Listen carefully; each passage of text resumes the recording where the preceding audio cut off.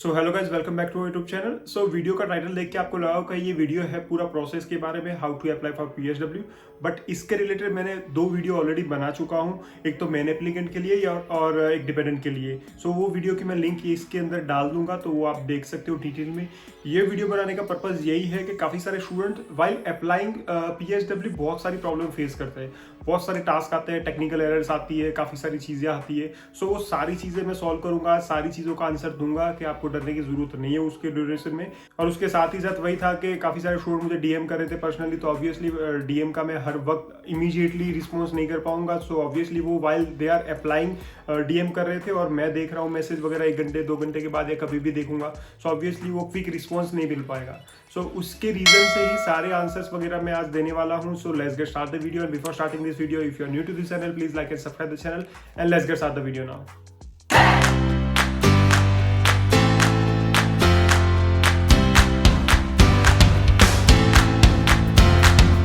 तो ये वीडियो बहुत छोटा ही रहने वाला है, मैं बहुत छोटा वीडियो बनाऊंगा, क्रिस्प एंड क्लियर। उसमें टॉप 3 ऐसी चीज़ें हैं जो मेजॉरिटी सारे स्टूडेंट्स फेस कर रहे हैं। ये सारी चीज़ें majority I think technical error भी हो सकती है। सो सबसे बड़ी चीज़ ये है आईएचएस की फीस।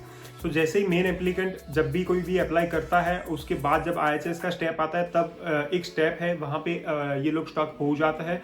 बहुत ही क्रिटिकल स्टेप है, ऑब्वियसली कोई भी कंफ्यूज होगा, इवन मैं भी कंफ्यूज हुआ था इसके अंदर। सबसे बड़ी चीज़, एक तो जब अप्लाई कर लेते हैं आईएचएस के टाइम पे एक चीज़ पूछते हैं उसके अंदर कि भाई you don't have any dependents.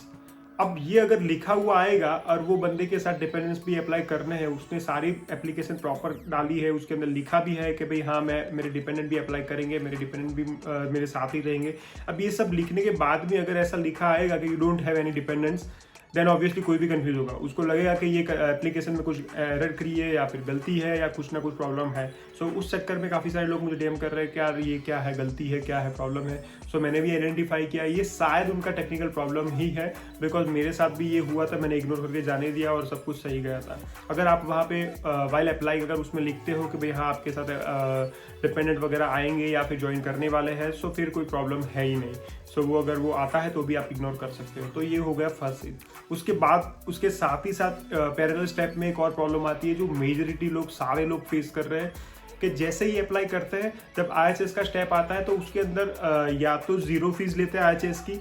Let's say IHS की फीस 2 साल की होगी 1248, तो कई स्टूडेंट्स के 200 पाउंड, कई स्टूडेंट्स के 300 पाउंड, कई स्टूडेंट के 400, कई स्टूडेंट्स के तो 0 पाउंड, मतलब इतना फीस पे कर रहे हैं, मतलब इतना ही वो लास्ट अमाउंट आ रहा है। तो दे आर कंफ्यूज कि यार मैंने कहीं पे गलती की है या फिर आईएचएस की फीस डिक्रीज हो गई है, क्योंकि वो तो डिसाइड करते नहीं है, ऑटोमेटिक प्रोसेस के बाद लास्ट में आता है। सो इसके चक्कर में ये भी कंफ्यूजन है कि यार क्या होगा आगे, कैसे करेंगे, और ये फीस गलती क्या था। सो उसमें आपको डरने की ज़रूरत नहीं है। ये लोगों का ये अगेन एक मिस्टेक ही समझ लो। सो पहले वो थोड़ी बहुत फीस लेते हैं या फिर जीरो फीस लेते हैं या वॉट जो भी रैंडम अमाउंट है। उसके बाद थोड़े दिन के बाद वो लोग क्या करते हैं, रिमाइंडर मेल भेजते हैं कि भाई रिमेनिंग फीस के लिए। सो अगर 500 पाउंड लिया है और रिमेनिंग 500 पाउंड बचा है, तो 500 पाउंड के लिए रिमाइंडर आपको ईमेल आएगा, और उसमें डरने की जरूरत नहीं है। अनलेस एंड अनटिल आपने प्रोसेस पूरा प्रॉपर फॉलो किया है तो कोई दिक्कत नहीं है। सो ये एक सेकंड चीज़ हो गई।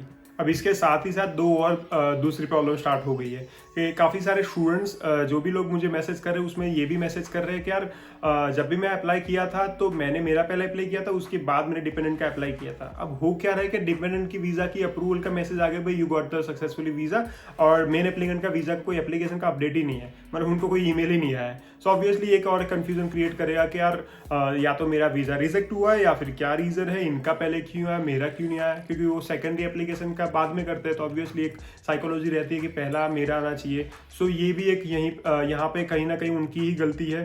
आइडियली एज पर प्रोसेस उनका मेन एप्लीकेंट का पहले आना चाहिए, बट आ रहा है डिपेंडेंट का। सो मेरे साथ भी ऐसा ही हुआ था, फर्स्ट मेरा आया था, देन डिपेंडेंट का आया था। सो ये आइडियल ऐसे ही होना चाहिए, but still many applicants got their like visa for dependents, and then उनका खुद का वीज़ा आया बाद में।